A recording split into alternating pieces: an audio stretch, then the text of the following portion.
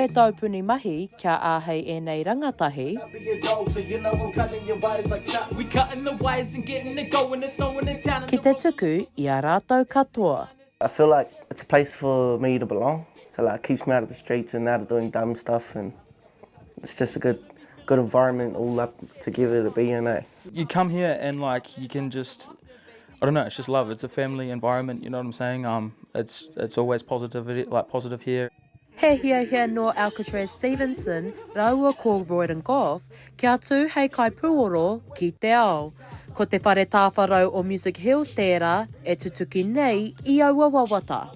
So lately, in terms of my personal music, I'm like in the process of developing a clothing brand / car group movement sort of thing. Just trying to push the narrative that I want to for, you know, to the people that I want to push to. Yeah, I've done a bit of work, bit of mahi. All about everything, just more about real life, like my struggles and what I go through.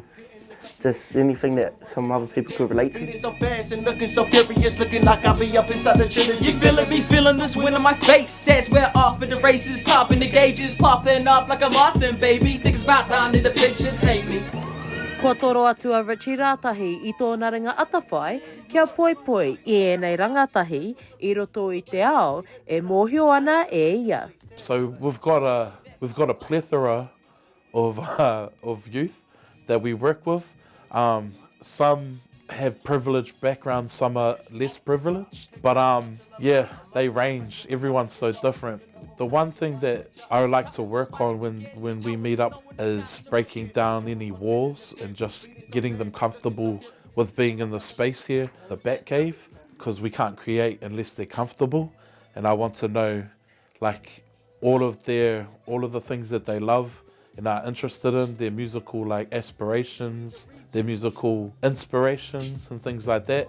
E kore ngā mahi e o tiki konei, ko te wawata nui kia tū ngā rangatahi ki ngā konohete e nui ake I tā rātou taupuni mahi. From my personal growth, just as a human, and I just definitely want to be here and be with part of what they're trying to build, and you know, watch that succeed. Just somewhere to fit in, somewhere where I'm not too bad or not too not bad.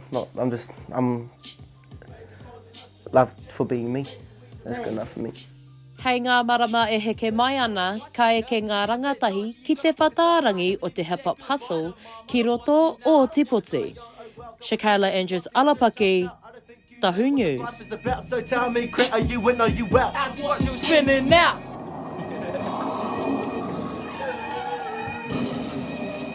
Great. That's great.